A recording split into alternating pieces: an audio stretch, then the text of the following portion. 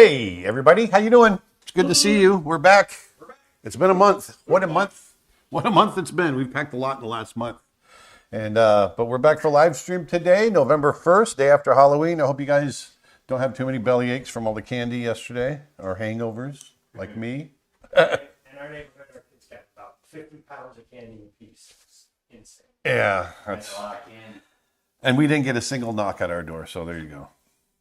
Doggone it. You never know. But we've had a big month. Anyway, before I get into that, I've got Dustin over here, Dustin Blaze. I've got Nick Birch over here, and we are here to have some fun today. In the last month, I've been to Armenia and back, where I went to the RIA Festival and did some animal drawing, live animal drawing lessons, teaching. We went to the zoo in Yerevan, Armenia, and did some classroom work with the students as well. Since then, I've gotten back, spent a day here at home, and then Nick and I went off to San Francisco, Northern California, and we mixed. We went to Skywalker Ranch, and we did the final mix for Snow Bear. And actually, since our last live stream, I don't think had you been to Score? I can't remember because it was the first week. I think we did do a live stream right before I left. Oh, okay. Yeah. So then you went to Carmel too since the last time we talked. Is what I'm saying. Well, that's what I'm saying. I think we did. But yeah, so we've done the score, final score. We've done the final mix. Long story short, the movie's done. Woohoo! Yes. Snow Bear, I always say movie. It's a short film. I want people to know that. We've got an 11-minute film that we're very proud of. It's taken us, we conceived it about 8 years ago. And then we started really making it 3 years ago. And here we are, done. So we're very happy about that. Yeah, about 6 months so people understand that timeline, about 6 months of storyboarding, give or take. And yeah. About 2.5 years of actual production animation. Yeah, and the reason it took so long is it's one person making it. So as far as doing the artwork, it was myself. And so it just moves at a snail's pace. You're doing every drawing, every, frame. And so, but it was nice and it was great, wonderful sharing it with our creature art teacher family. And I'm really looking forward to doing another one now. Yeah, on to the next one. Yeah. On to the next 10-minute long full. Do you want to talk about screening for CTN? Yeah, hold on. Before we get into that, I'll hand everything over to you real quick. Saying I'm hard to hear, so I'm trying to make sure and figure out why that might be. Where's the quiet? Okay. Just turn it up a notch. Yes, can we did. Am I quiet or? No, you seem to be okay. For some reason my level just seems a little quieter than yours. I'm not sure what happened there. Anyway, I'll just project. So yes, we've got some big announcements. First of all, I'm going to take care of a little housekeeping on the website. Yesterday was Halloween, and normally we'd be ending our Halloween sale, but because it fell into sort of the middle of the week, we've extended our Halloween sale through Monday. So if you go to preacherartteacher.com and use promo code BOO-SAVE, you can get pretty much any course on the website or tutorial for $10. That's any single course. There's certain restrictions apply, but that ends on Monday. preacherartteacher.com. This is also an opportunity to get your, we have a few left of our hurricane relief prints. Last month, people in the Southeast especially have been dealing with issues related to Hurricane Helene and Hurricane Milton. We had some effects in our local area, as a matter of fact. We're all fine with some flooding in our neighborhoods and what have you. And so we've, last month's live stream, Aaron created the image you see on your screen now. And we've been selling a number of limited edition signed prints. We've got about a dozen of those left. And those 100% of the profits that go to hurricane relief. Affected by the hurricanes. And then the biggest news is that, as Aaron said, we've finished up Snow Bear and we want to share it with the world. And we've decided that you're not going to have to wait long. I think we've got a little video we can roll about that. Dustin, punch it. Punch.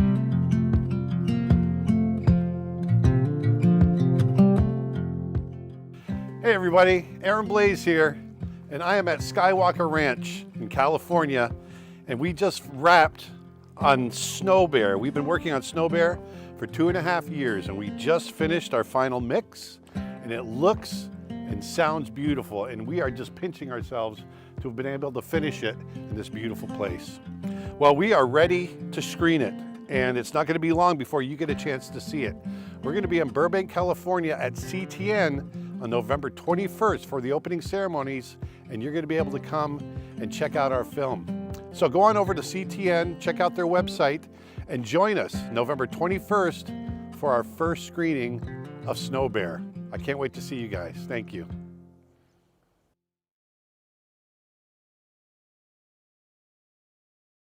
There you go. Dustin was sleeping on the job. No, I was just focusing on So so we're really excited. So we're going to be able to screen the film actually in about 3 weeks on the 21st. Literally in 3 weeks on the 21st in Burbank, California. So if you're able to get there, we would love to have you and come see the film. Don't worry if you don't get a chance to see it. We'll be showing it around the country in different venues.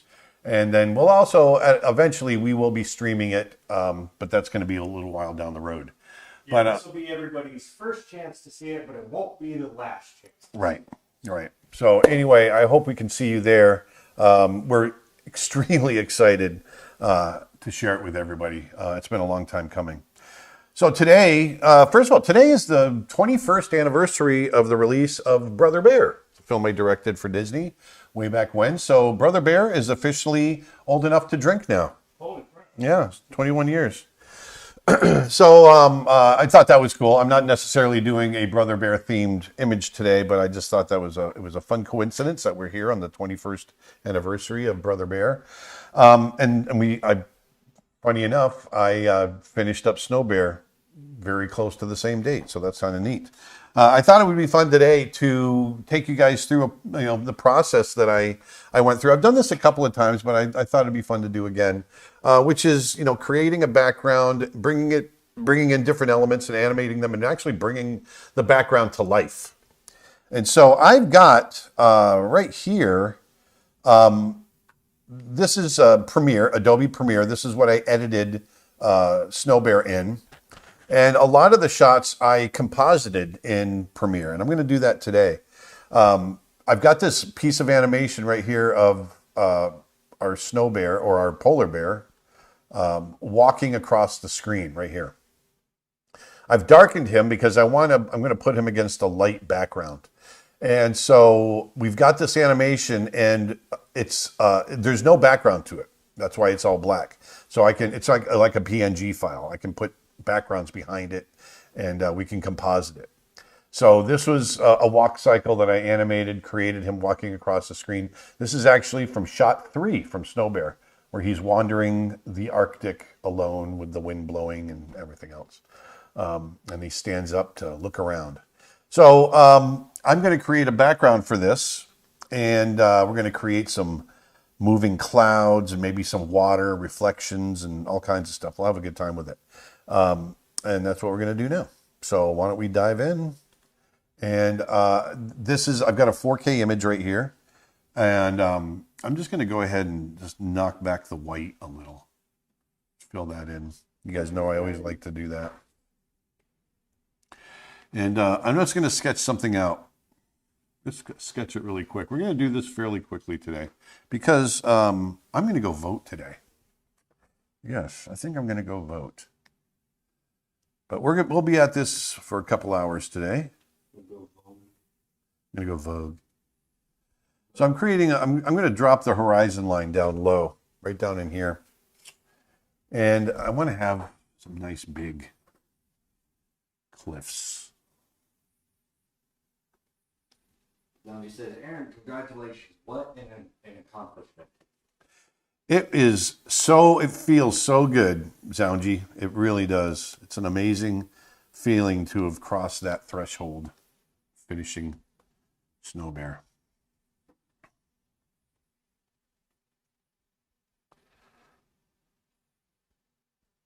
Edwin Rodriguez asks, release date? Well, Snow Bear is a short, so there's no real release date per se. We're going to be showing it at different festivals around the country and the world, and we will definitely be letting people know when those will, when that's going to be happening. Then we're going to have the Snow Bear Roadshow Tour coming to multiple cities around the U.S., and that's going to be sort of a full evening of special entertainment with Aaron. And we'll be releasing a full schedule for that soon, so that'll be another opportunity to see it. Yes.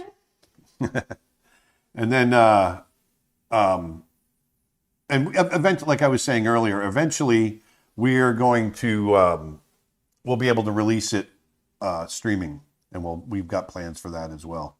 So it's just a matter of, hitting our deadlines for getting it out there.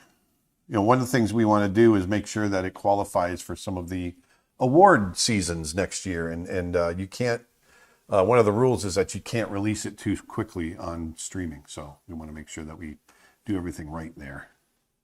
Martina asks, hi, why Premiere Pro? Is it easier than Adobe Animate? For example, I'm still learning. Any advice? Well, Premiere Pro is my editing software. My animation software is TV Paint, and that's built specifically for, animating shots and that sort of thing. You can composite in TV Paint as well. I just choose to use Premiere for all my editing.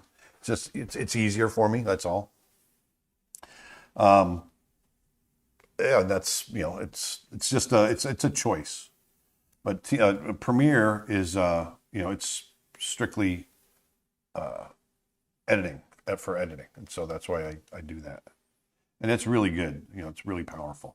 Is the location you're drawing now based anywhere specific? I'm doing an Arctic, kind of a made up Arctic background, and for Snow Bear, we did base the location on Baffin Island, which is northern Canada, west of Greenland, and lots of sheer granite cliffs and big dramatic backgrounds. And so I just thought that might be kind of fun to do that. Yeah, that's Baffin, Baffin, I believe, right? Baffin, yep.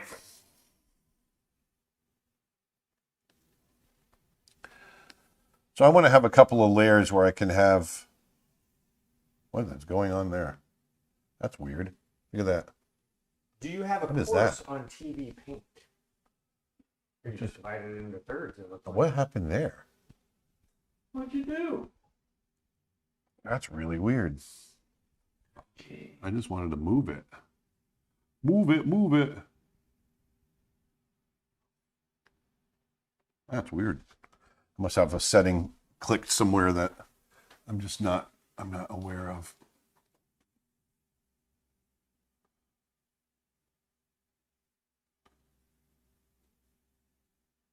Move tool.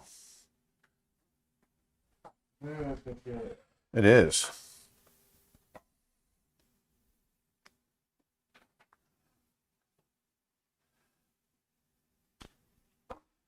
Just want to change up a couple of things. Yeah. The question was whether you have a course on TV Paint or not specifically. Oh yes, yes I do. Well, we don't have how to animate in TV Paint, but I'm sorry. I've got on our YouTube channel, I've got like 3 full videos on specifically using TV Paint and how to use it. What was the experience like at Skywalker Ranch? It's beyond words. Nick and I were pinching ourselves the whole time. It was insanely cool. Yeah, it was super cool. And the crew there was The crew was awesome. Everybody was super nice. And when you're at that level of professionalism, yeah, you just kind of kick back and let everybody do their thing. It was insane. All right, so I've got this kind of rough coastal background right here. So what I'm going to do now, is I'm going to start adding some color, and I want there to be some atmosphere, so I'm going to let it recede in kind of gradients. And I'll show you what I mean. So let's start with the foreground. We're going to start with that. I'm going to put a layer underneath here. Actually, I'm going to put this here because the line work is going to disappear. You make it kind of warm.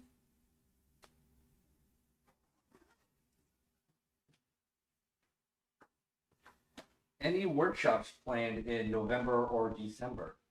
No workshops. We do have a live event planned for December that we haven't announced yet.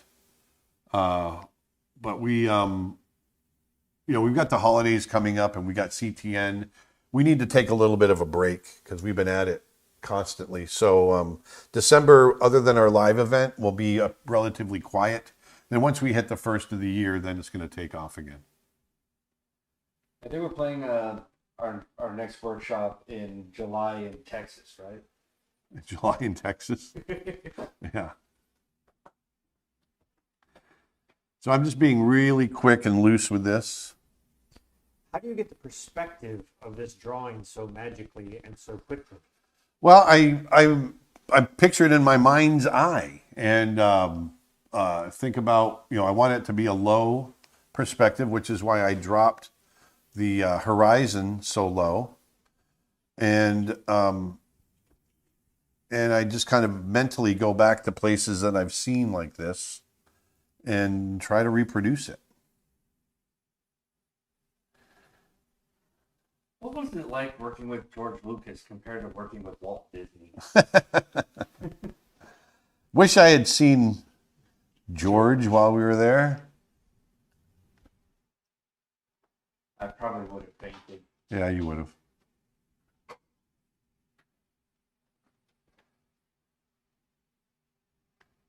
So part of this, what I want to show you guys is just how quickly and how easily you can create kind of a living background, a living shot, if you've got the animation.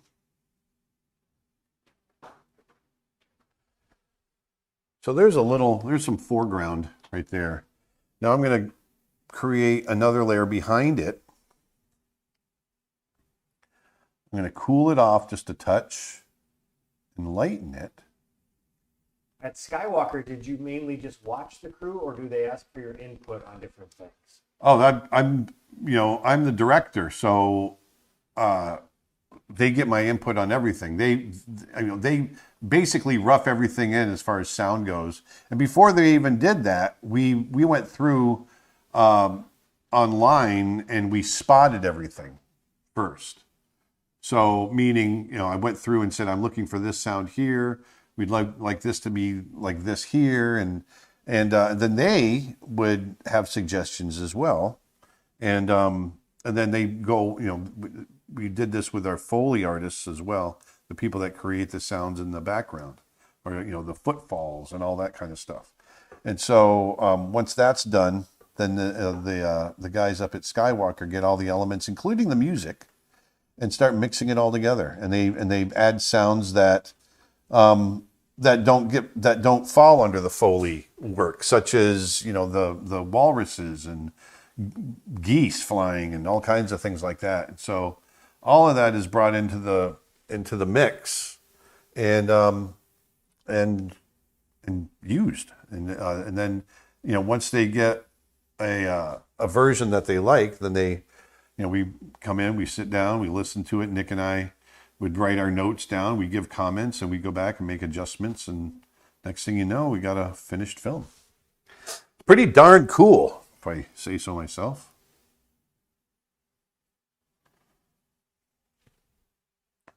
So you can see here that I'm creating this next layer back, and I'm going to create another layer, even cooler, brighter, lighter, I should say. Any plans for a regular cat course? I'm interested in drawing cats, even like house cats. Sure, I'll probably do that at some point. I don't have anything like that planned right yet. My next course that I'm going to be starting actually very soon is my animal drawing, live animal drawing, how to draw animals from life, going to the zoo, you know, that sort of thing. And that's already all planned. I just have to, we've got to sit down and I've got to do it. Do it. Do it. Do it. And Edwin's Rodriguez says, just got an iPad. Can't wait to try Procreate Dreams. Yeah, man. And Ryan H asks, what are some things you learned during the whole snow bear process? You know, persistence. Persistence is a big one. Literally, you know, you can really achieve anything if you just stick to it. And that was a big lesson. And, you know, we got a lot done because we just stuck to it.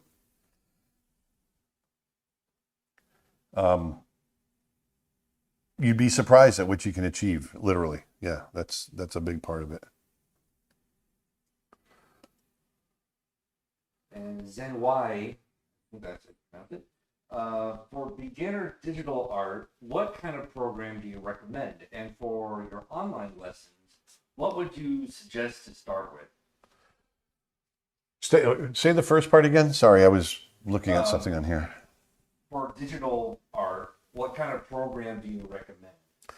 Well, there's a lot of different ones. It depends on what you're using. If you're using an iPad, I recommend Procreate. If you're using, you know, a tablet or a bigger screen, a desktop, there's a lot of different programs out there to use for painting. I personally use Photoshop because that's what I've used for 20 some odd years. But a lot of people use free softwares. I'm trying to remember what's the one that we did. Krita. Yeah, Krita. I've tried Krita before and I loved it, and it was free. So there's a lot of great stuff out there. And then as far as what to start with on our website, it depends on what you want to do. If you want to be an animator or a painter or you know, whatever. There's a lot of different things that you can start with on our site. If you're just looking for general art, I would recommend looking at our. We've got some drawing courses. We've got also anatomy courses and character design courses. So you can check out any of those. Even anatomy for the command. Yeah. Like Khaled. So I'm going to go in now, and I'm just going to start adding some detail to these shots, to these rocks. And what I've done is I'm locking the layers, so I can't draw outside of them. CMC asks, do you plan to produce a making of Snow Bear short or video film? Yes, we are. Actually, we're going to create an entire course on how to create your own animated short using Snow Bear as the example. That was our original intention when we first started, was to create a course on how to create your own short. And we thought, well, if we're going to do that, we've got to create the short. And it just grew into this years-long endeavor of making Snow Bear. Is there any chance of a perspective drawing course coming to your website? I have a perspective drawing course on our website. I'm sorry, I misread that. I flip-flopped in my brain. Any chance of an architecture course coming into your website? Perspective is what I'm strongest with, but doing accurate studies from old Italian guys seems to take way too long. Well, I've got a perspective course. If that's what you're looking to brush up on. Not really architecture. We're not doing anything like that, but we are gonna. You know, I do have my perspective course, and I think I'm pretty happy with it. Perspective 2.1 point, 2.3 point perspective to scale. These are all things that I started learning when I was a young boy, like when I was 8 years old. I started learning this stuff. And so I've really been able to kind of gather a lot of knowledge over the years regarding the subject. And so it was a lot of fun to be able to put that course together. I want to let people know who are just joining us that we've got a big sale going on over at creatureartteacher.com. If you use promo code BOO-SAVE, we've extended our Halloween sale. We don't have audio on when we go to that slide. Oh, no. Oh, no, we do. Never mind. It was just buried. Couldn't see the meter going. Anyway, if you use promo code boo-save at creatureartteacher.com, you can get any course for just $10. Boo-save, and that ends Monday. Boo! So I'm just creating some texture in these rocks real quickly. Once again, this is going to be the foreground kind of dark element and shadow. Can you make a living off animation as a freelancer? Oh yeah, a lot of people do. Story artists. My brother makes a living at being a story artist in the animation industry. David Coleman. David Coleman does. Yeah. Tim Hodge. So the very short, quick, easy answer is absolutely yes. Uh-oh, Martin's cracked a joke. You're fired, Martin. Why is there a fence around cemeteries? I mean, people are dying to get in. Yeah, you're fired. Uh-huh.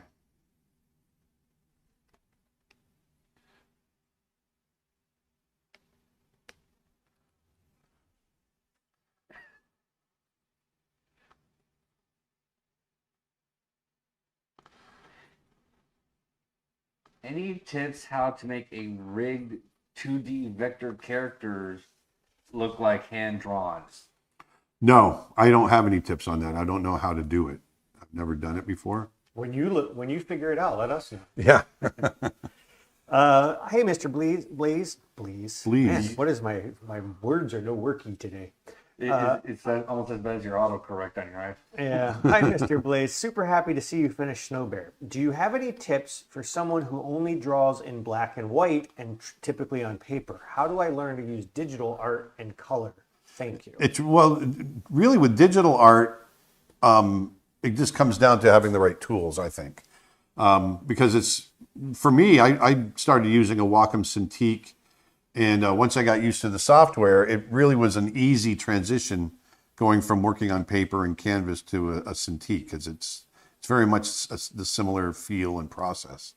But if you want to start learning color digitally, well, one of the cool things about working digitally is how forgiving it is. So you can get really experimental. We've got courses on color and color theory. And matter of fact, I've got I've got a course on digital painting where I talk about color and color theory and that sort of thing. So that's a whole rabbit hole you can go down. And there's a lot to learn in there. But like I said, starting to work digitally, the advantage of that is, like I said, it's a big, there's a lot of forgiveness, and you're not ruining paper, and people get nervous about experimenting, and because they don't want to waste the paper or whatnot. So if you're doing it digitally, have fun with it. And like I said, it depends on the tool. So I really like my Wacom Cintiq. I just love them, and I've been a Cintiq user for 20 years now, and I wouldn't use anything else. I'm using that now, as a matter of fact. Actually, you used their new, what is it? Is it Move Ink or what's their? Yeah, I think it's Moving. Yeah, it's their new when you were in portable. Armenia, right? Yeah, their new small OLED. It's a 13-inch, paper thin too. Cintiq. I brought it to Armenia and used it in my classes to demo, and it worked great. Any advice on storing a bunch of large poster-sized drawings? Flat files. Flat file. Get some flat files. That's what I recommend. Well, it's basically a filing cabinet with big drawers. Yep, and everything lays in there horizontal. Hey, Tim Hodge is on. Hello, Timothy. Says, hey, Aaron. Hey, Nick. Hey, Dustin. Hey, Tim. Speaking of Tim, I want to remind you that he has a course available at creatureartteacher.com, which just came out last month, pen and ink drawing. Inktober is now over, but that doesn't mean it's not always a great time of year to do pen and ink drawing, if you ask me. And you can get that course for 50% off. Actually, this weekend is the last chance to get it for 50% off. The price goes up on Monday. Oh, dear. Oh, dear. And Tim had a great time this year. We put out our own sort of unofficial creature art teacher / Tim Hodge collaboration Inktober prompt list, and he did some really great drawings. And we had a bunch of members of our Discord server all get involved. And Yeah, he's all right. speaking He'll of, do in a rush. That guy, that Tim guy. Speaking of which, if you are a member to our website or you want to become a member to our website, you get exclusive members only access to our members only Discord server, of which we've got sales going on our membership. In fact, we've got the 2 biggest deals of all time still happening over at creatureartteacher.com. We've got our animation mega bundle, which actually unlocked its second unlock yesterday. So it now includes 11 courses, all for less than $50. And we're marching towards our third unlock on that already, which is going to be a live workshop that was previously only available to people who attended the workshop. So if you go to creatureartteacher.com, you can get that. And we're over 99% sold out on the lifetime memberships. I think there's only 6 left as of now. So Wow. we might add more back in the future, but if you want to get the one that includes the screening of Snow Bear, there's only 6 left. We're going to do an online event special for lifetime members, and the price will probably go up if we make the lifetime membership available in the future once it sells out. So. You just mentioned Back to the Future. You want to tell them about the DeLorean door? Oh, that was cool. Yeah. So when we were in Skywalker Sound, they took us on a little tour. We went to the Foley stage. Actually, the Foley stage was designed by John Roche, who did the Foley for Snow Bear, as a matter of fact. Yep. And it was pretty cool. They had a special metal plate in the floor, and that metal plate was put there specifically for the sound of stormtroopers walking around like starships and stuff, like doosh, doosh, doosh, doosh. Yeah, But then what that was Aaron's cool. referring to is there was a little door in the corner. It looked like just a regular old beat up car door. And Chuck Williams, who was with us, went over and wiggled the handle and just played around with it. We were just playing with some of the little props that they had in the Foley stage. And John later told us that, oh, you touched the door for the DeLorean from Back to the Future. That is the door that I used to make all the sounds for Back to the Future. So there you go. And that's John Rush that did that. That he did he did all the Yep. the Foley for that. Yep. He did E.T. Yeah, he's been in the industry a long time. We're really lucky to have him. Yeah, so it was amazing to have him for sure. Quite neat. And in case you're wondering, the door that they used to make the door effect for the DeLorean is not a DeLorean door. It's like a beat up Pontiac or something. Yep.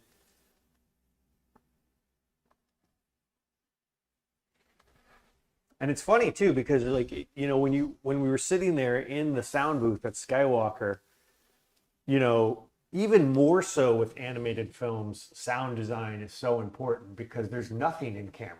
Everything is made up. Yep. In our case, every step of snow or crack of ice or any sort of sound, lapping water, all of that has to be added to the film. There was no camera. There's no, Exactly. the bear vocals, our bear makes some bear noises. We wanted some naturalistic bear sounds, and that all had to be added and engineered and acted out and decided on. And at one point there was a shot where it was like, oh no, it's a little too ferocious. That's too more of a growl. We want to pull it back a little bit. That's going back to what Aaron was talking about earlier. That's the exact type of stuff Yeah. that he was there directing. It's a cool, very cool experience. Hi, Mr. Aaron. Hello. I've got a question. I want to learn how to draw head proportions. On your website, which courses would you recommend?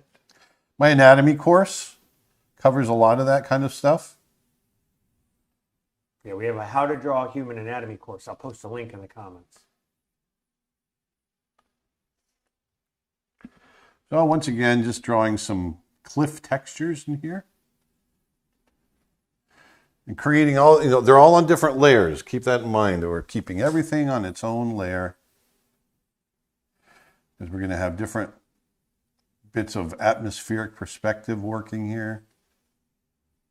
So I'm just kind of randomly creating, out of my head, these rock textures.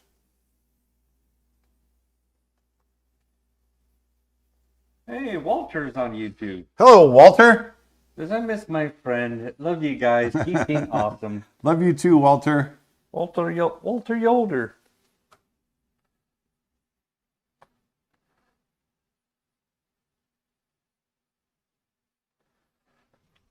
Pretty sure the last time I saw him was CTN a few years ago. Yeah.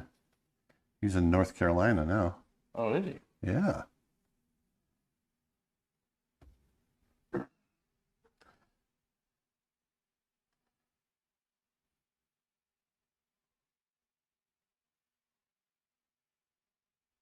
Kevin asks, Aaron, did you ever get the chance to meet Richard Williams? And do you have any thoughts on The Thief and the Cobbler never getting finished, having gone through your own film recently? Yeah, that really, having gone through and made my own film, even in just the 2 years, 3 years that it took us to make, or even the 8 years when you really think about it, the tragedy that Richard Williams went through, that, after 30 some odd years of trying to make Thief of the Cobbler, and ultimately it gets taken away from him and kind of hacked out by another studio. It's heartbreaking. It's heartbreaking. A big part of the filmmaking process, though, is scheduling yourself to get it done. You can have a passion project, but you've got to get it done, especially if you're taking money from other people. And if they're giving you money to help get your project done, then you owe it to them to get it done on a timely manner. And it's so tragic that he lost it like that. And no, I never did get to meet him. What is CTN and what goes on there? Well, CTN stands for Creative Talent Network, and they actually do a variety of things throughout the year. But what we all typically refer to as going to CTN is their expo that they do once again. You want to kind of talk a little bit about what happens? Yeah, so the expo is basically a bunch of artists coming together to teach and share their crafts and knowledge and all that sort of thing. And then a lot of people come to it to learn. So I'll be on the teaching side of things, and we also are going to be showing our film, obviously. And, I get up and give demonstrations on animation. I talk about I've done talks on animal drawing. I've done talks on character design. I've done, all kinds of stuff. And different people will talk about different disciplines. And so then after that, like I said, we'll be showing the film as well. And it's a place to get inspired and brush up on your animation knowledge, make connections, all of that stuff. Walter says, come visit. Yes, Walter. Wow. Yes, Walter.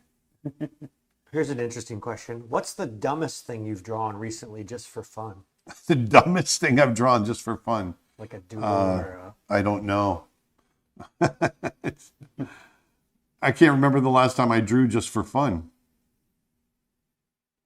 it's typically going to be work related, right? Yeah, typically I'm drawing for a reason. That's a funny question. I'll say Yeah. a few of the request live streams were a bit of Yeah, there's some funny. Yeah. like the spider fin. Yeah, the spider fin. Yeah. You were just looking for an excuse to make that sound. Oh, that was a fun one. There was also the what was it? The gangster llama. I like doing that one. Which one? The gangster llama. Gangster llama. Oh, that's the one I was thinking. People really like that Viking sheep you did too. That's Oh yeah, the Viking sheep. That was fun. Yeah. But all of those were like years ago. Oh yeah. we've But as it we've been on relates- Snowbear for a while. We got to do another request day. Yeah, I know.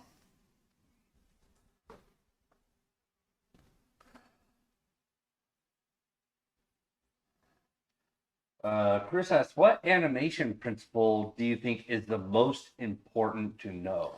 They're all important. All of them are important. But I'd say squash and stretch is big, very fundamental.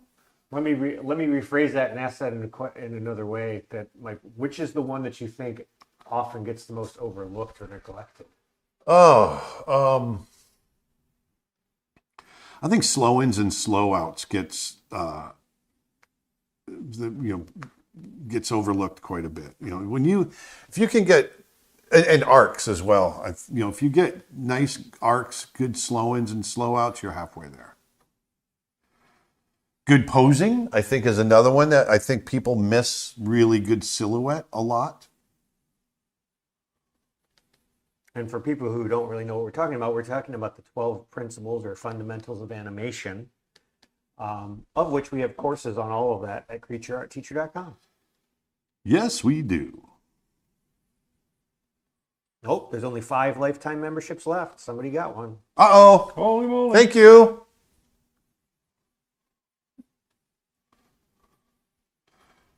You are helping to help us pay off Snow Bear. Yep. We are not a big company. We are an independent company, and that all we had to figure out our way of paying for it. It really took us, when you talk about how long did Snow Bear take, it took us 12 years, because the first 10 years or 9 years was us building a business that could support us making the movie.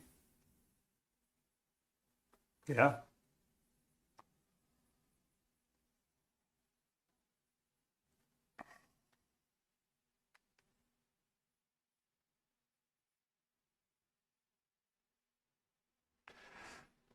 Well, one thing I don't have a slide for, but I did want to mention that for Halloween yesterday, we put on Tony Cipriano's Making Monsters course. It's a ZBrush course where he teaches you how to sculpt like a Frankenstein monster and a werewolf. That guy's all right. Pose them. It's an awesome course. It's really in depth. We dropped the price since it's Halloween to just $5. So we thought it'd be kind of fun. And that's like I want to say it's a 20 plus hour course. I can't remember exactly how long. Oh, no, almost 30 hours of lessons. So yeah, for $5. So if you're interested in learning how to sculpt in ZBrush, it's an awesome one to go with. And he takes you all the way through like sculpting and then doing a 3D print, all kinds of stuff in there.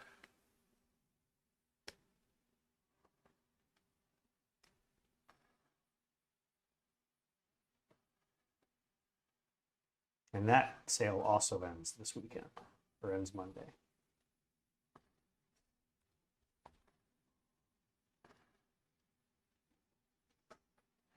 More rocky shapes here. And you'll notice as our layers recede, the values are the light and darks are getting closer and closer together. There's not as much of a dynamic range in the light and dark. That's atmospheric perspective. As things recede into the distance, the values come together. Facebook question, and Aaron, you've talked about Coda replacing Grizz, the character of Grizz in the original story of Brother Bear. Did you come up with that character as the replacement? Coda? Mm-hmm. No.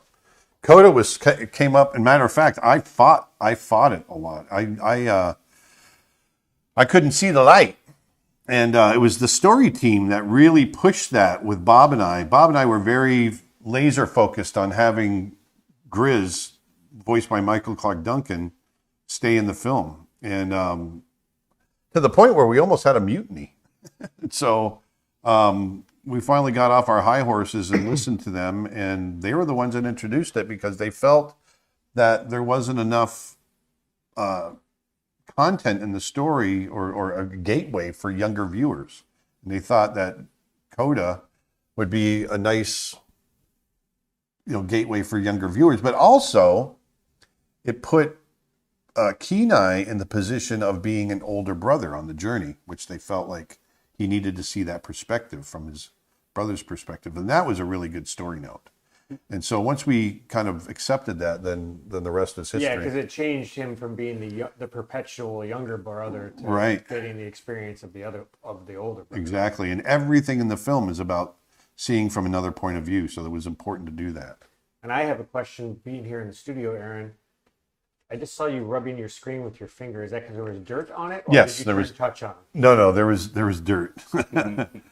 There's a little bit of dried spit, I I think. was like, are you doing the smudge tool with your finger? Because I sit here and talk for hours and hours and hours during these live streams. After about a month, it's really disgusting. After about a month, I've got to spray down my screen because I've got dried spit all over it. It's gross. That is nasty.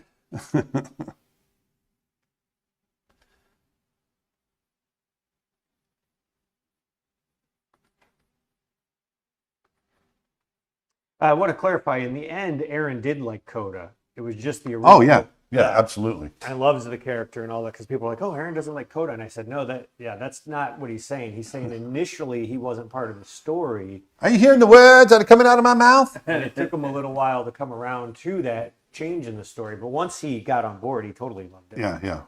And then I did fight it, but no, we embraced it, loved it. Matter of fact, Jeremy Suarez was one of the highlights of making the film. I loved working with that kid. And then once you switched to that mentality, and you got to remember, this is fairly early on in the process, then Aaron was heavily involved in the writing and how you use the character and all kinds of stuff. Of course, yep.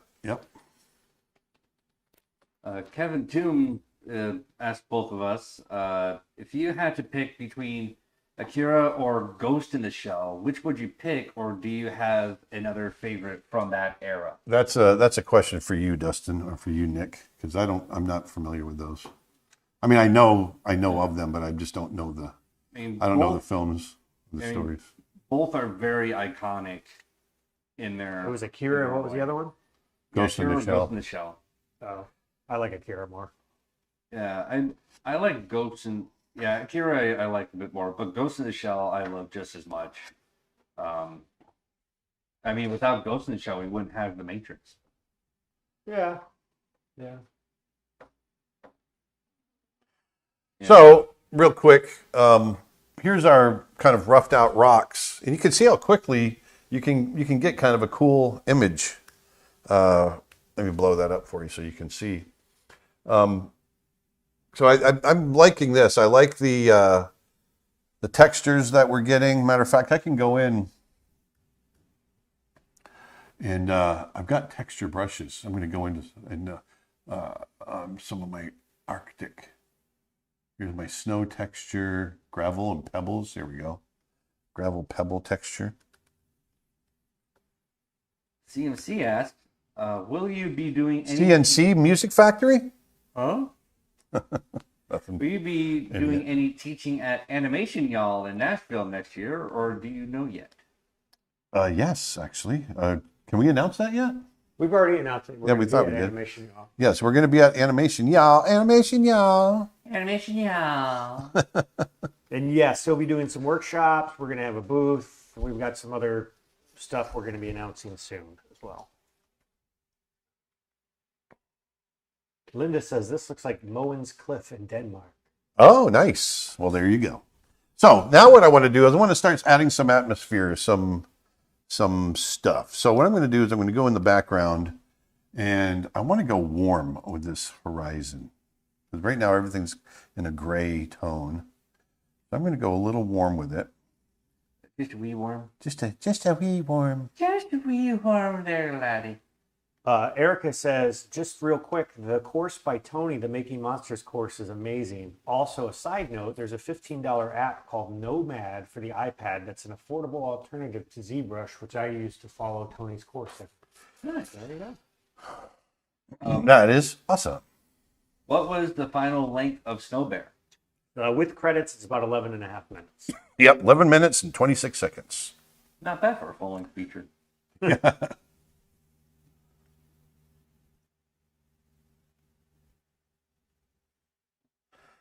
I'm just trying to give it a little warmth. Do on you the- have on the personal horizon here. technique to choose the distant colors? I do it with transparency, but it doesn't always work great for me. No, I don't use transparency. I use value and hue. So as things recede, they tend to get cooler in color and closer together in value. There's a principle in art called atmospheric perspective, and that's part of it, right? Exactly. Exactamundo. Because even though you might not be visually aware of it, what's happening is there's haze and there's particulate in the Purple air haze. and dust and all kinds of stuff, and that stuff creates a thin layer of, I don't know. Yeah, so like in humid areas, when it's really humid out, that's a lot of water particulate in the air, and so you'll tend to have hazy conditions there. When it's really dry out, you'll tend to have very clear conditions, and so as things recede, you don't get as much atmospheric perspective. So it all depends on conditions a lot of times. Snow Bear obviously doesn't have dialogue in it. Is it easier or harder to tell a story with or without dialogue in 2D animation? I would argue that it's a little harder, only because you've got to make sure you can't lean on verbalizing any kind of dialogue, right? Or any kind of storytelling. You have to do it all visually. And it forces you to tell a more simple, I'd say, I guess, a simple story. You can't get super complex with it. Alderal on YouTube says, English is not my native language, so I learned English. My first storybook, to learn English, my first storybook as a kid was Brother Bear. Wow. Thank you for making Brother Bear and Creature Art Teacher. I am learning so much from your courses. That's really cool. Thank you for saying so.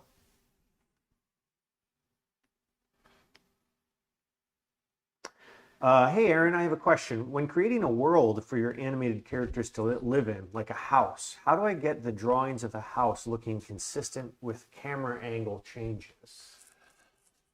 Oh, Part of what they call layout. yeah. And hold on, sorry. If you're doing, if you're working in 3D, it's easier to do that. Or if you can build it in 3D and look at it from different angles, that helps. Or even build a real model, build an actual model. That's one of the things they did in 101 Dalmatians was there's a car chase where they built the car and ran it down the road and filmed it, and they use that as reference. So there's different ways that you can do it. I would say build a model and look at it from different angles. Also, we have 2 courses on our website from Armand Serrano that kind of delve into this topic a little bit. I'm going to post a link in the comments. He did a course for us on background painting, where he literally talks about it's not changing the camera like that, but he talks about what goes into the background for animation and all that.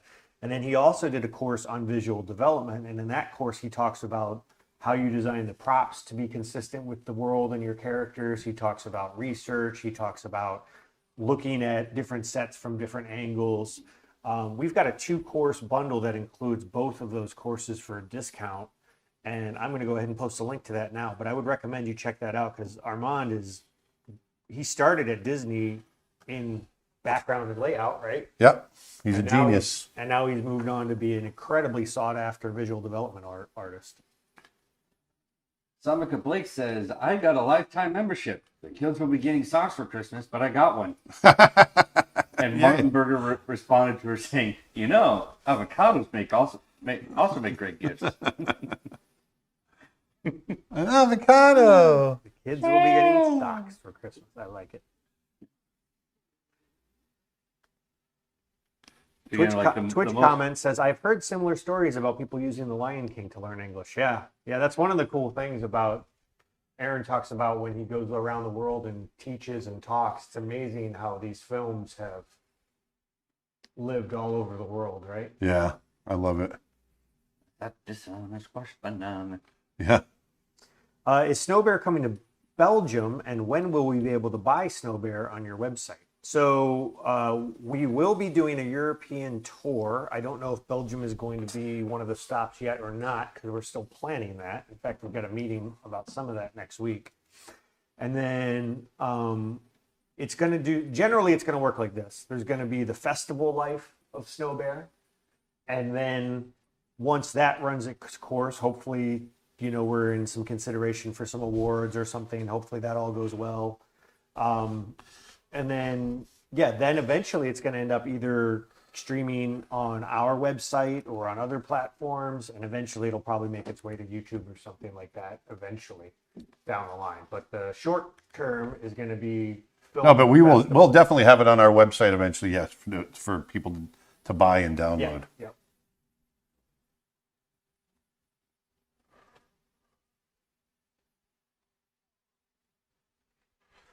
So I'm trying to create a little sliver of light down here.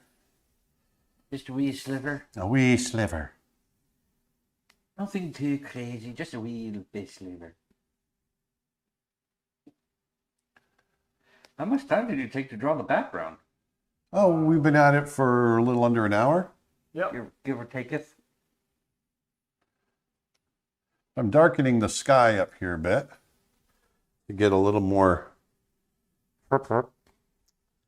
And then I'm going to darken, I want to darken our backgrounds a little overall, I think.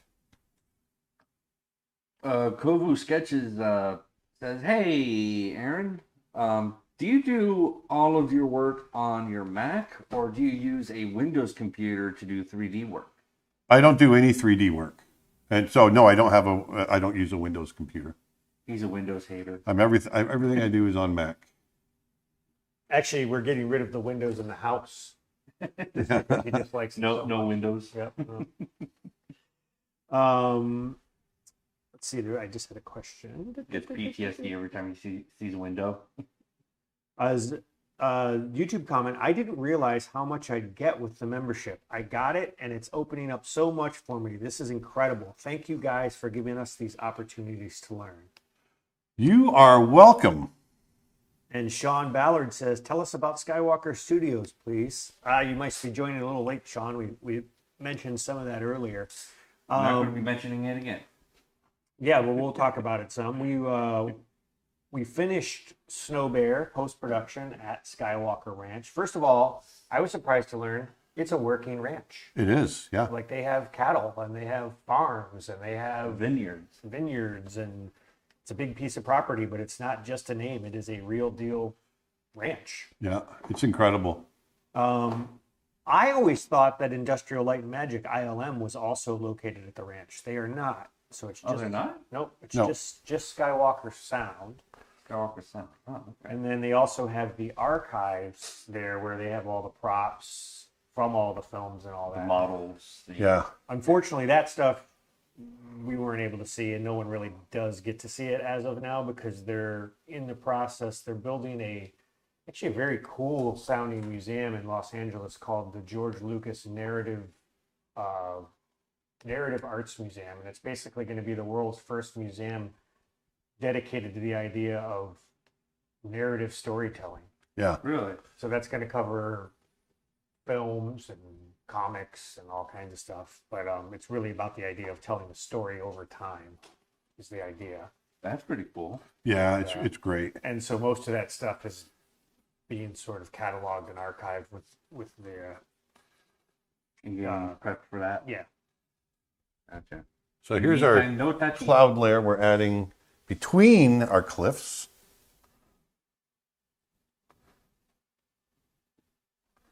I want to make sure I'm carrying this off.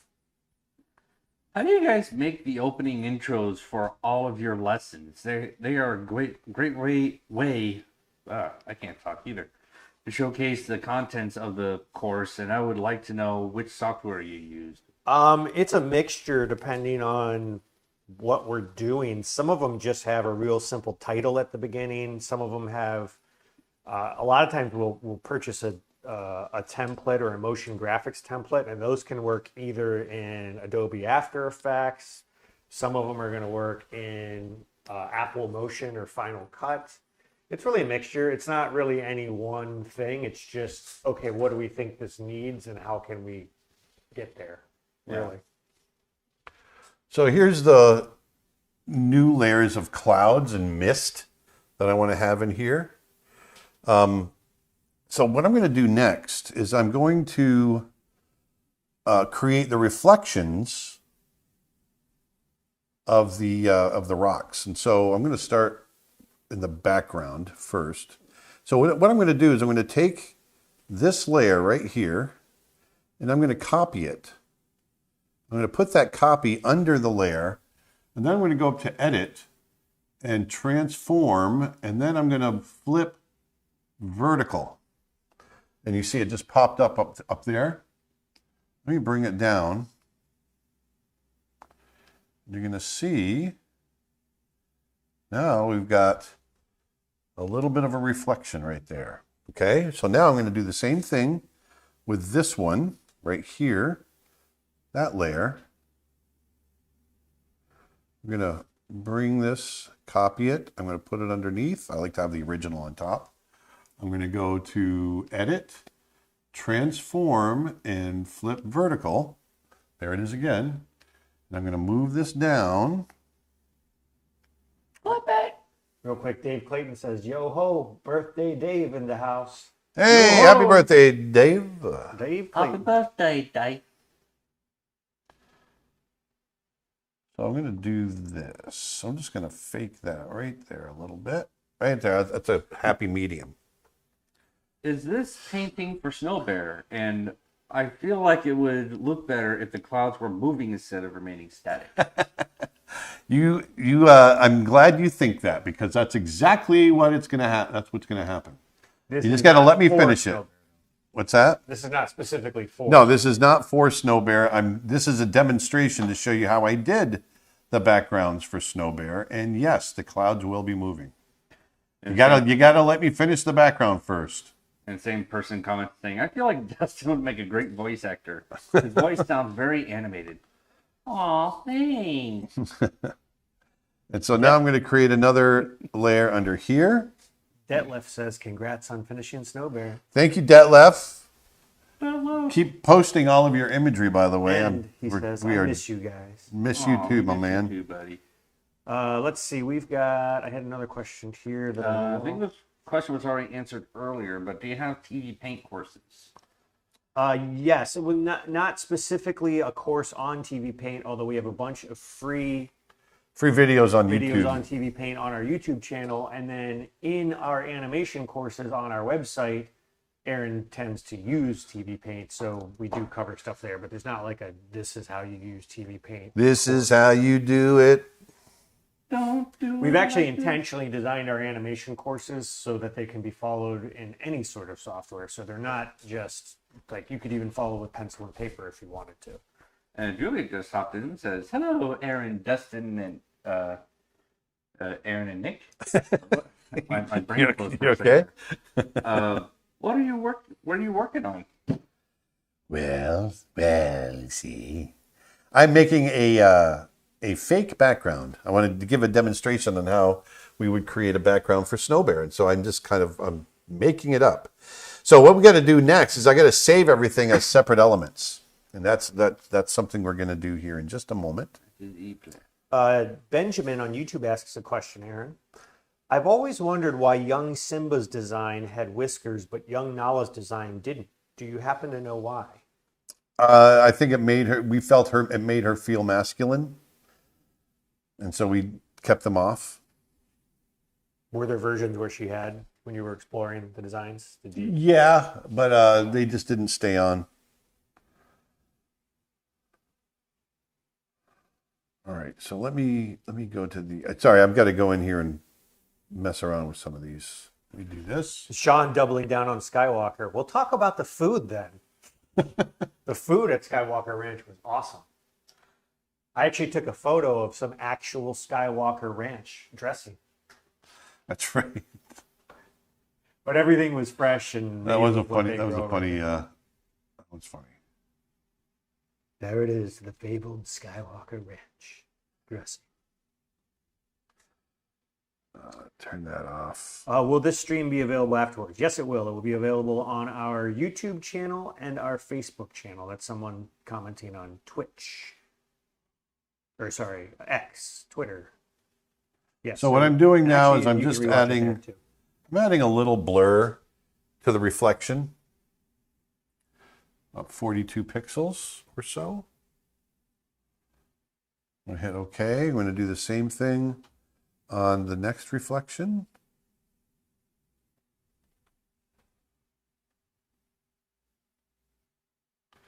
putting a motion blur on it, just to give it a little bit more reflective feel.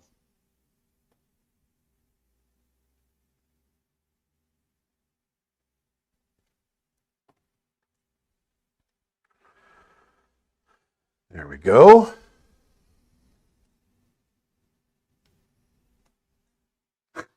This is funny. YouTube comment. My friend is losing his mind because he's missing a single piece from his 5,000 piece puzzle. And if he thinks that's bad, I'm missing 4,099 pieces. That's funny. Also, hello. Do you have a favorite Leica film?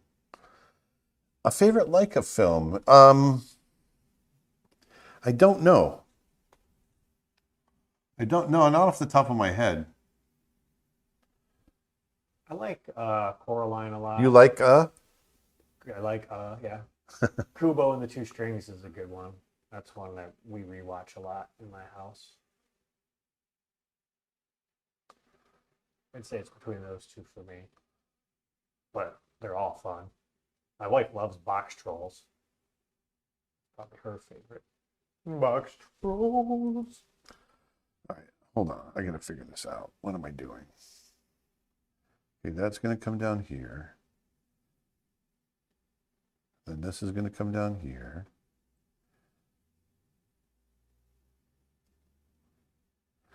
There we go.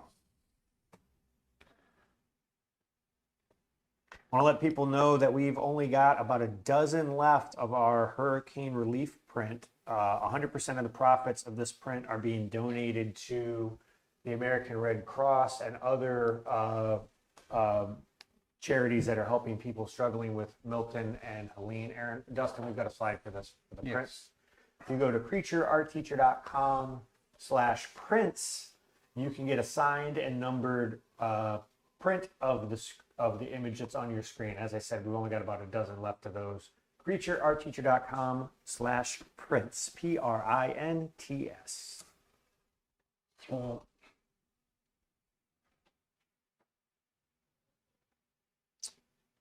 Do you plan on doing any wolf-related films in the future? You inspired me to start drawing again, and I bought my first tablet last week. Says Murder, She Wrote on YouTube. Ah. I don't have any wolf-related plans at the moment. It's crossed my mind, to be honest with you, but we don't have anything. We've got some other story ideas that we're playing with right now. Aaron, I often hear from professional artists that you have to draw every day. How do I discipline with drawing even when I'm not inspired or when I've had enough? You don't have to draw every day. That's an old. You draw when you feel inspired. Don't wait months between drawing, but don't give yourself the weight of sitting there, saying, "Oh my God, if I didn't draw today, I'm gonna fail." It's not the case. You don't have to just draw. Just when you can and sorry, I'm looking at something right here that needs to be fixed. Draw when you can, and draw when it strikes you, and sometimes you're not going to feel like drawing, so yeah, sometimes it's going to be a little bit of work, but by and large drawing should be fun. Drawing should be something that's enjoyable, not something that's you feel guilty about. So yeah, just enjoy it. Don't put that weight on yourself.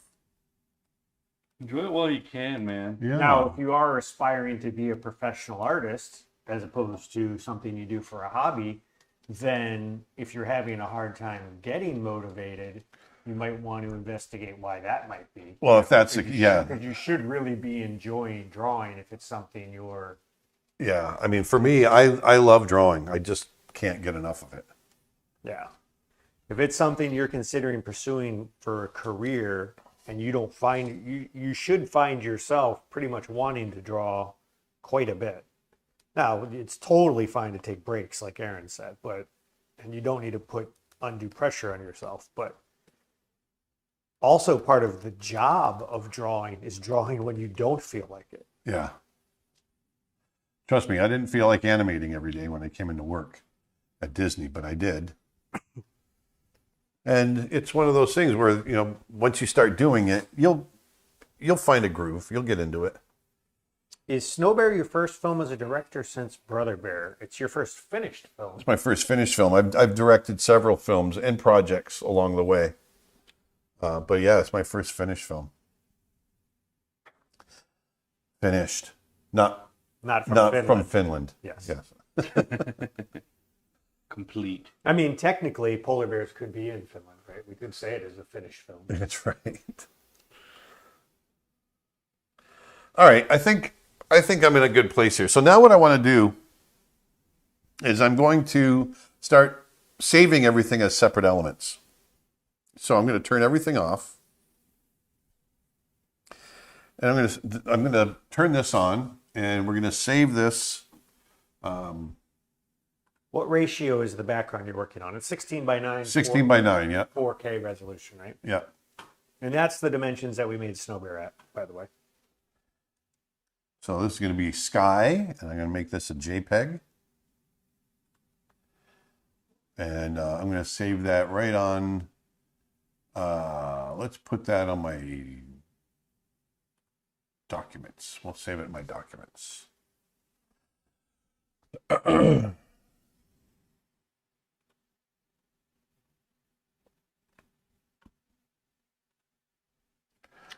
Ryan on YouTube asks, are there any modern traditional artists that you follow? I've been amazed with Mark Magarius's work lately. Maggie, I You okay? say that. I don't know. I still say that. Do you need a minute? Magarius's work. Maggie Orris, I'm going with. That's yours. Could be, yes. So Any this modern traditional artists that you follow, Aaron? There's a lot. Paul Heason. Yeah, Paul Heaton. But I mean, when we're talking like fine artists, oh my God, I'm drawing a blank. I know it's always that way when someone asks you a name. It's like, Yeah, you give you 100 if I wasn't in the middle of answering your question, right? yeah. I'm trying. Right now, my brain is focused on separating out these layers. Sorry. What the heck, man? Did you have a group chat with other Disney animators where you guys meet up and talk gossip about the old Disney executives? No, that's a funny question. Silly.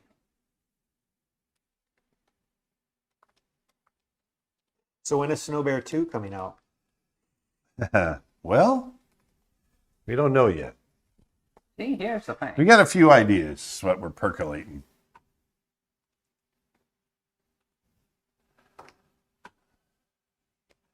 All right, let me see here. PNG. And good. YouTube comment. I'm going to go ahead and get into that anatomy course now. Thank you, Mr. Aaron, for the recommendation. You got it.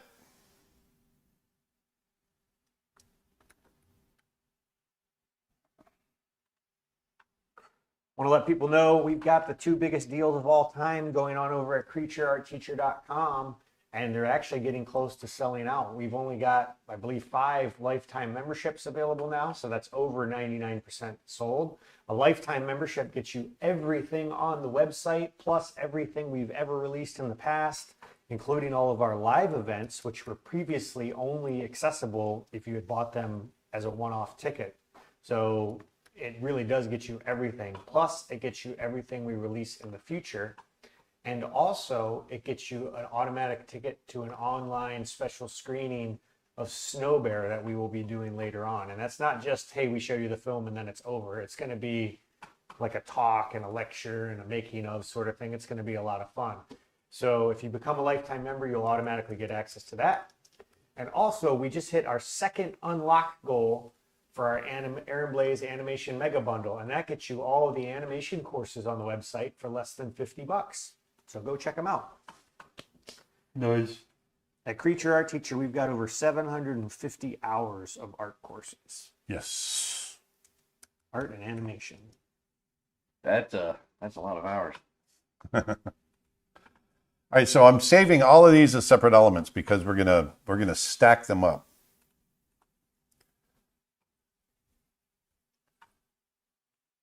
Why are the lifetime membership plans limited? Because we created them to raise money for Snow Bear. We might end up continuing the lifetime membership, but if so, it'll take a slightly different form. Hey Aaron, back at Disney, the environment was animated by another department separate from the character animation? Is Well, that correct? the environment was done by background painters. Now, if you had a moving environment, that's a different thing altogether. That was usually done in CG Or the effects or department. the effects department, exactly. In fact, Joey Mildenberger, who has a 2D effects animation course, talks a lot about he, in his early days, well, actually for lots of stuff, the effects department is responsible for all kinds of stuff, including all the shadows that the characters cast on the character on the ground. But he did that shot of the rotation around the famous shot in The Lion King where it's everything the light touches. Simba, Yeah. is our kingdom, and that's not CG. That's all done by hand. So, Which is crazy. and then he shows stuff like in his course he goes through shots, for instance, in Land Before Time, where like the environment is breaking and they're falling and there's lava and all that stuff. So that stuff is usually done by the effects department, and we have a full course on that, the Creature Art Teacher.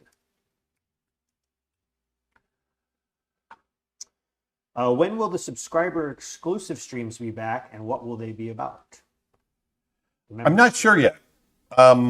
We created the subscriber exclusive streams for Snow Bear. That was the reason we did it. So I've got to come up with some new plans. Yep. We've got some other projects we're working on.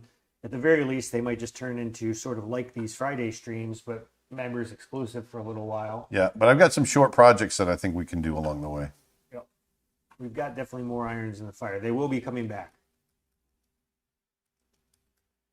sooner rather than later.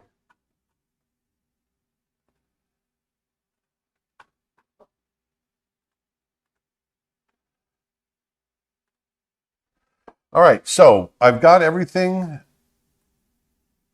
saved as separate elements now. So this is our background. So now I'm going to come over to Premiere, and I'm going to import all those elements. I'm going to go to Import. I've got a project started. I brought over the Snow Bear animation, and I'm going to go to my documents. There, we go to the list. This shows you all the different things I just did, and we're going to save that. Import. So I've got all the elements imported right here, right now. So what I'm going to do here is I'm going to bring the animation up on top because we're going to resize that. We're going to move it around.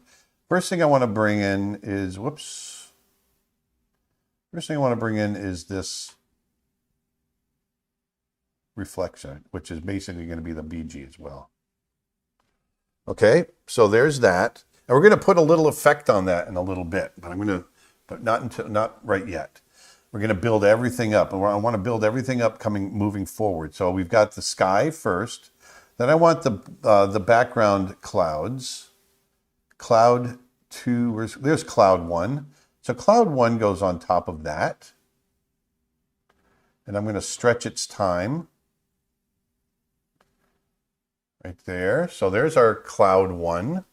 And then I'm going to go to cloud 2, which goes on top of that.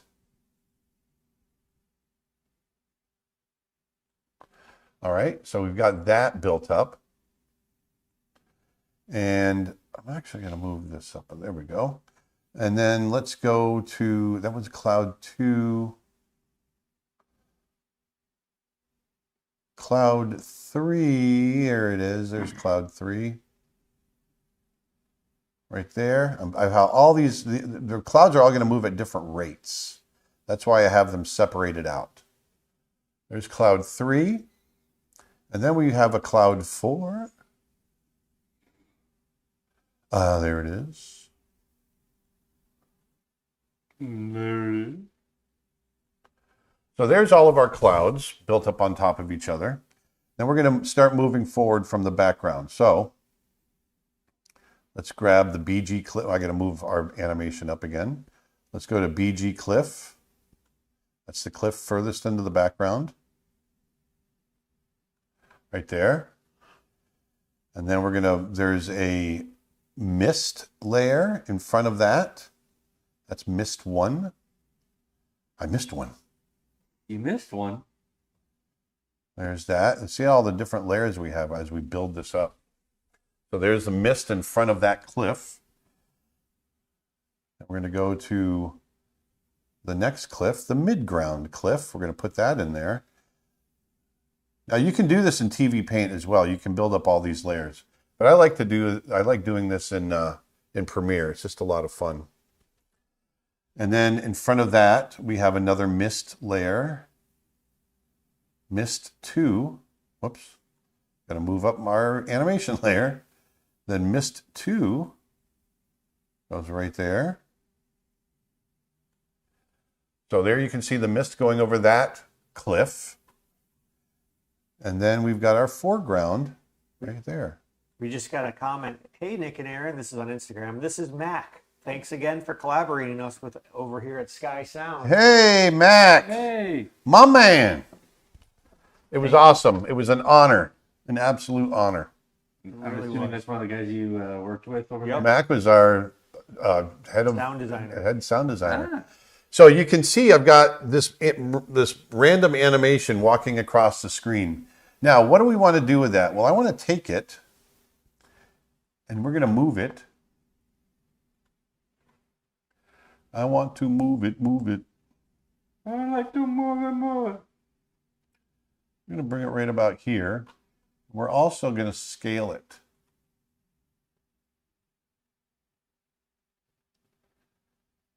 Just bring them right in there. Right about here.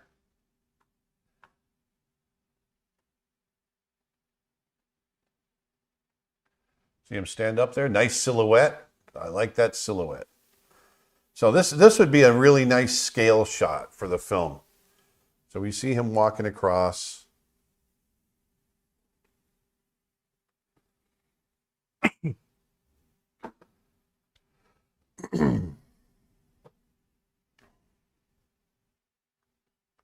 So we've got that first element, I think, working pretty well.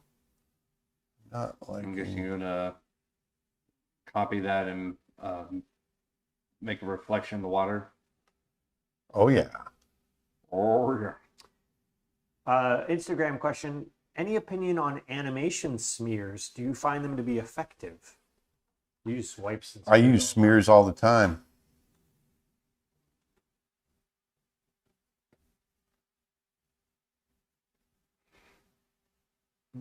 Another Instagram question.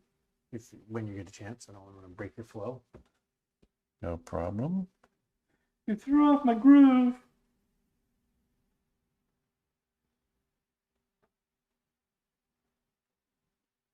Beware of the groove. There we go.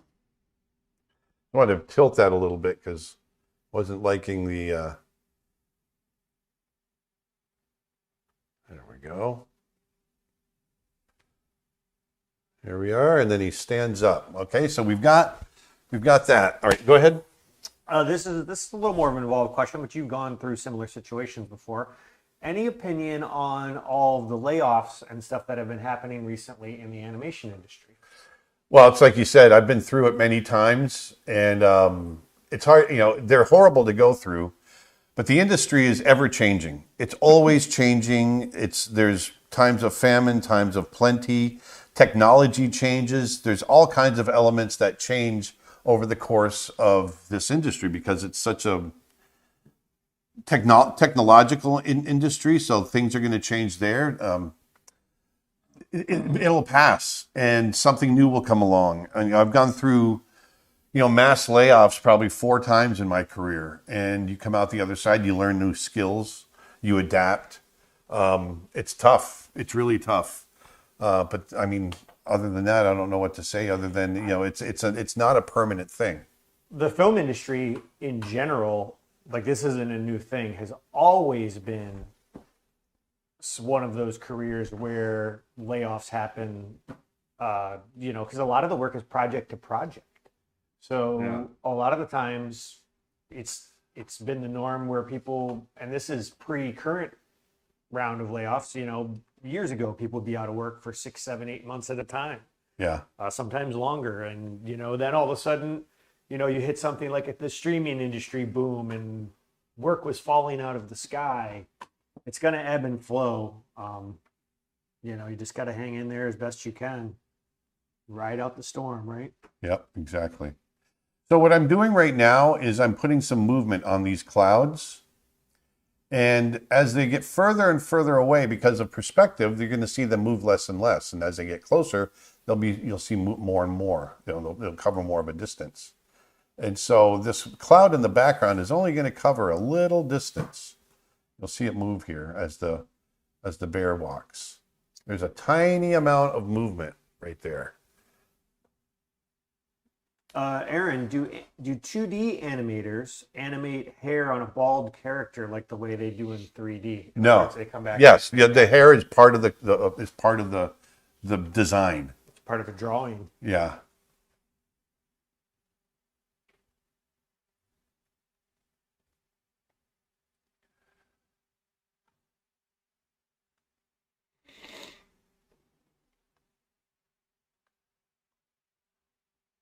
So what I'm doing is I'm starting the clouds in one position, then I jump to the end of the shot, and then I move the clouds to the final position that I want to see them in.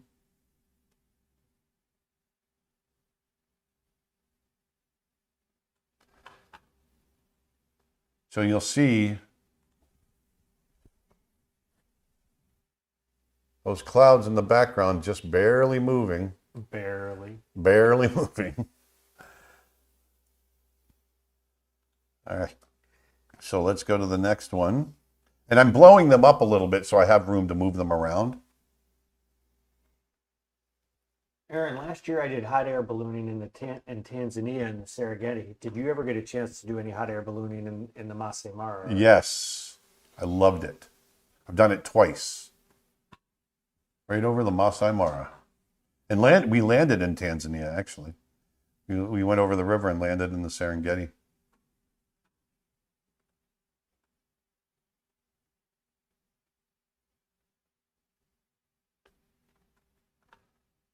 So you'll start to see these clouds moving at different rates.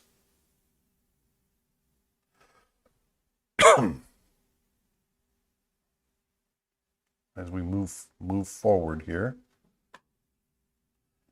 Just building this up. Cloud 4.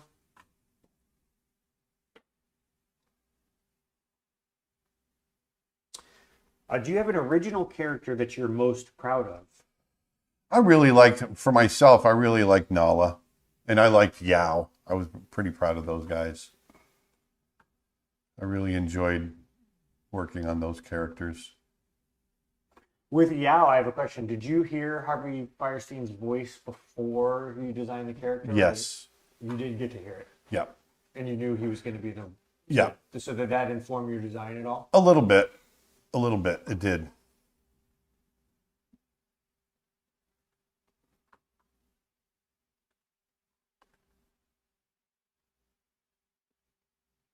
Have you seen The Boy and the Heron, and how do you think it compares with Miyazaki's other works? I did see it, and I loved it. For me, it's right in this pocket. Kind of the same. It feels the same. It feels like one of his films to me. So we're adding the subtle life to the clouds here. Now, what we're going to do is we're going to go to the mist in the foreground, the mist 1. And we're going to blow that up.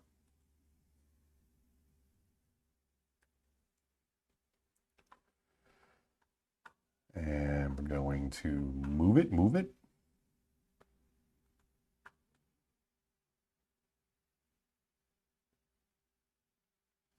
I want to move it, move it. There we go. We're gonna... Instagram comment. Thanks for the great art and the awesome tutorials you've done over the years. Glad there's an artist like yourself out there doing it. Thank you. I appreciate that a lot. So I'm going to really put a big move on this because I want that to feel like it's really in the foreground. And I want you to see the cloud moving against the clouds in the background so we get a sense of depth.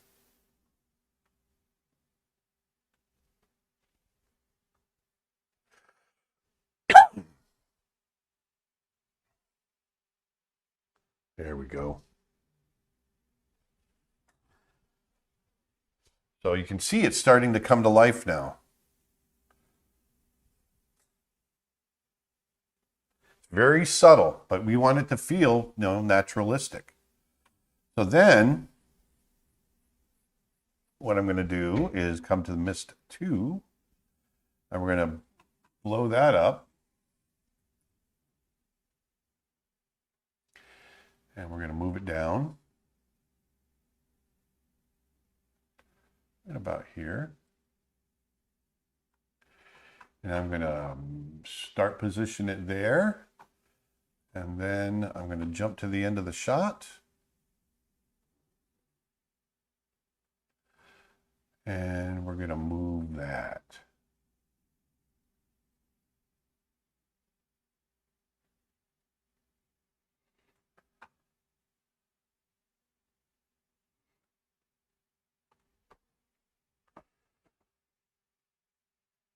So now that feels nice and alive.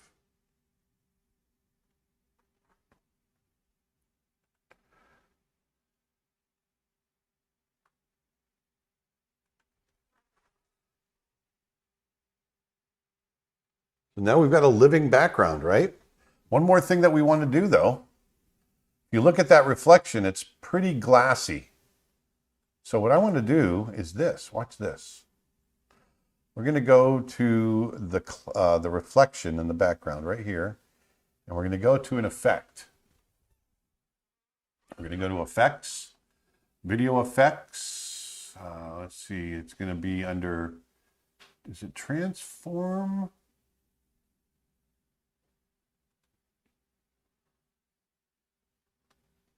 Sorry, it's been a little while since I've done this.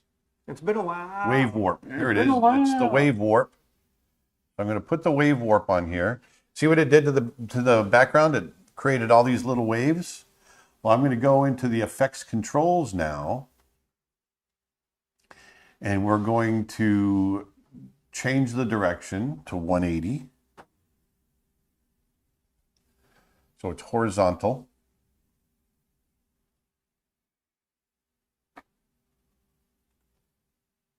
Just like so. I'm going to change the height.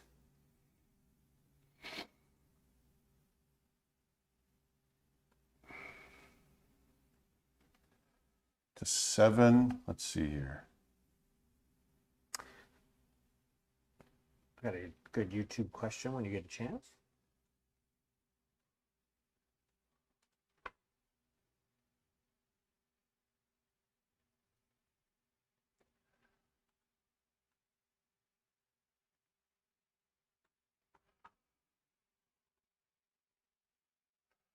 Right now it's a little bit much, so I'm going to go ahead. Sorry, Nick. The question was, I've been having trouble finding a balance between drawing loosely and drawing accurately. Do you have any advice on this? And congrats on finishing Snow Bear. Practice. I'm sorry that I don't have a better piece of advice, but it really is, it's practice. And the better you get at it, or the more you do it, the better you'll get at it.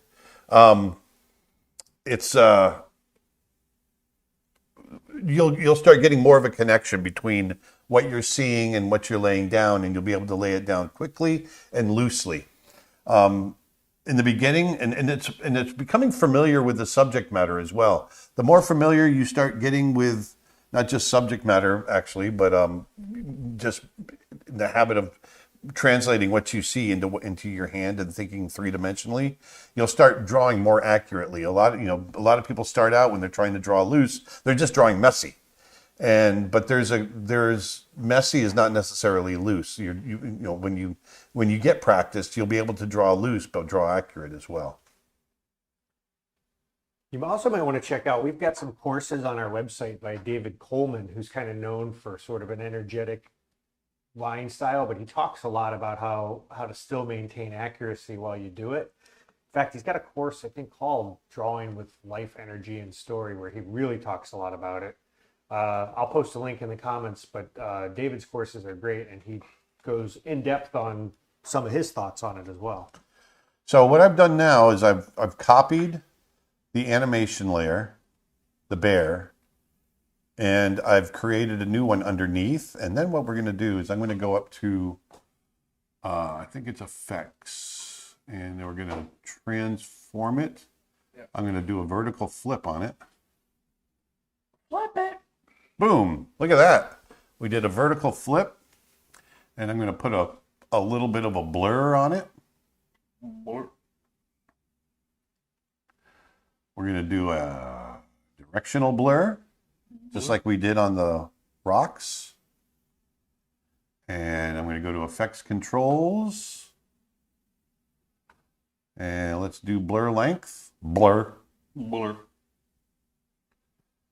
There we go. I'm just going to give it a little bit of blur there. And I'm going to take that reflection, the ripple effect. I'm going to copy it. And I'm going to paste the attributes right there. Whoops. Can't do that. So I'm going to do this instead. Why can't you do it? Because it's, hold on, let me see if I can do it again. Claudia has informed me that Spark, who is having their animation festival in Vancouver right now, has posted a link to your upcoming masterclass. Oh, right on. So we don't have a slide for this, but I'll post a link in the chat. Aaron is going to be in 2 weeks. He's going to be in Vancouver, Canada, teaching a master class called Creating Your Own Animated Film. That's right. And it's going to be kind of taking you through the making of Snow Bear, more or less, with sort of talking about the whole process. Yeah, it's my entire process and how I did it. Yeah, it's not just going to be Snow Bear, but it's going to be kind of using that as the examples. But he's going to talk about the whole process of making an animated film. And you can sign up. I'll post a link in the comments, but it's sparkcg.com, I believe. Sparkcg.org. And if you scroll down to the bottom of the link, you'll see it's Saturday, November 16th. It says Masterclass, Creating Your Own Animated Film. They have a full festival going on, so the link that I'm going to post is to a whole bunch of ticketed events, but that's the one you're looking for.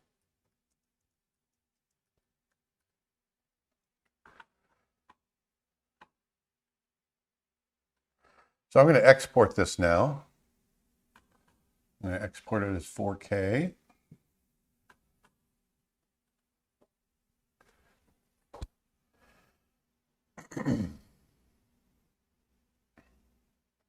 So we've got all of our elements. We got all of our reflections and clouds and animation of our bear. So now I'm going to go into YouTube videos, which is where I just put it. And I'm going to go to Bear BG Demo. And look at this. I'm going to go ahead and loop it. We're going to loop it, and we're going to go full screen. Take me out of there, Dustin. Take me off the screen so they can see it without any interruption.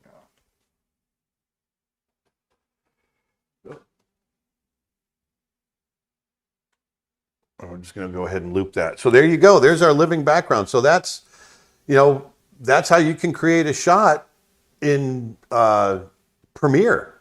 I literally just created the background elements all separate in Photoshop. This is how I did Snow Bear. And then, brought everything into Premiere, stacked everything in the order that it recedes, and then proceed to move things and warp things and blur things and all the different things that you can do to create life in a shot. You could take this even further, which is what I did on Snow Bear, where I did have some mist, and I put a little bit of warp in the mist as it animated. So not only did it move, but it kind of warped its shape, and that added a little bit of life to the clouds as well. But I think this works pretty well because it's not super windy. It's just a gentle little drift in the air. And so it's all coming together. And the other thing too is creating that perspective depth with moving the clouds at different rates. You notice the clouds furthest in the background, closest to the horizon, are moving much slower than the clouds in the foreground. And then we've got a lot of different transition speeds in between the two. So, and adding that reflection of the bear, little things like that just really add life to the shot. Yeah, how long did it take you to animate that particular bit of his walking and standing up? A day. A day? Yep, it was a day. Because it's one cycle. So it's not, I try to work smart and not hard. so I didn't animate him all, walking all that pace across. What I did was I animated one cycle of him in place, and then I reposted, pasted each of those drawings so that he moved across.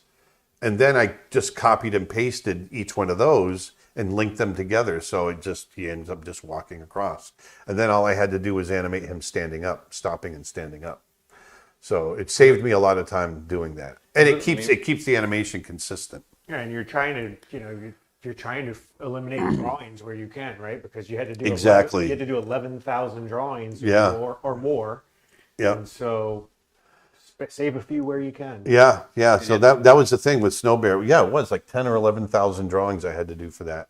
Plus all of our backgrounds. The other thing too was with the backgrounds, there's 116 shots in Snow Bear, but I probably only did about 60 or 70 backgrounds. You're good. Oh, and then I reused a lot of the backgrounds. I'd reuse pieces of them or I'd flop them and shift the camera. I tried to do that as much as I could so I didn't have to create 116 unique backgrounds. I only had to do about 50 or 60. So little things like that. These are things that you learn when you're trying to make a film for a budget. And including at Disney. At Disney we tried to cut corners all the time. Matter of fact, one of the stories I always tell was we were going over budget in Brother Bear at the Salmon Run, and there was a lot of effects, lots of waters and lots of splashes and things like that we were having to animate. So we had a big discussion about it, and we decided let's just move the camera up when the characters are standing in the water and frame their feet out, and when they move, we'll just carry it with sound. And so we ended up saving several $100,000 because we didn't have to animate the water. We just carried it with sound, and you didn't miss it. We saved our effects dollars for the really important shots. So, but anyway, there you go. I hope you guys learned something today. There's a living background. You can have some fun with. If you have the Adobe Suite, get into Premiere. Have some fun with it because you can create these backgrounds fairly easily and have a good time with them. So once again, everybody, we want to let you know that you've got an opportunity. The first opportunity to see Snow Bear is going to be on Thursday, November 21st. Yep. As part of the opening ceremony of CTN Expo in Burbank, California.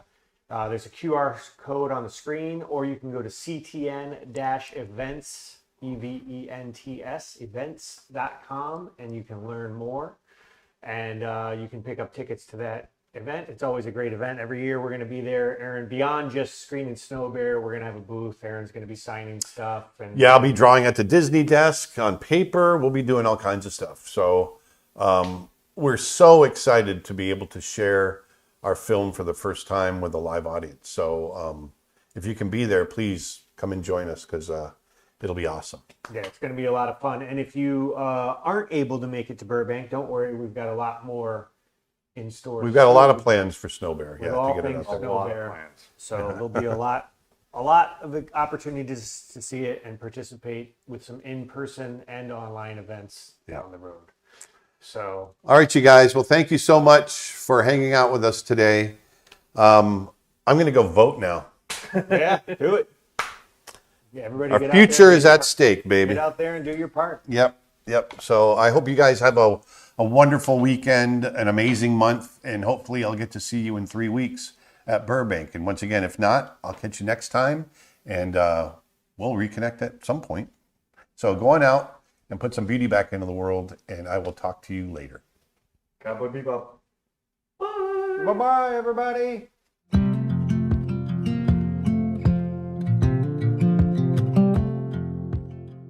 Hey everybody, Aaron Blaze here, and I am at Skywalker Ranch in California, and we just wrapped on Snow Bear. We've been working on Snow Bear for 2.5 years, and we just finished our final mix, and it looks and sounds beautiful, and we are just pinching ourselves to have been able to finish it in this beautiful place. Well, we are ready to screen it, and it's not going to be long before you get a chance to see it. We're going to be in Burbank, California at CTN on November 21st for the opening ceremonies, and you're going to be able to come and check out our film. So go on over to CTN, check out their website, and join us November 21st for our first screening of Snow Bear. I can't wait to see you guys. Thank you.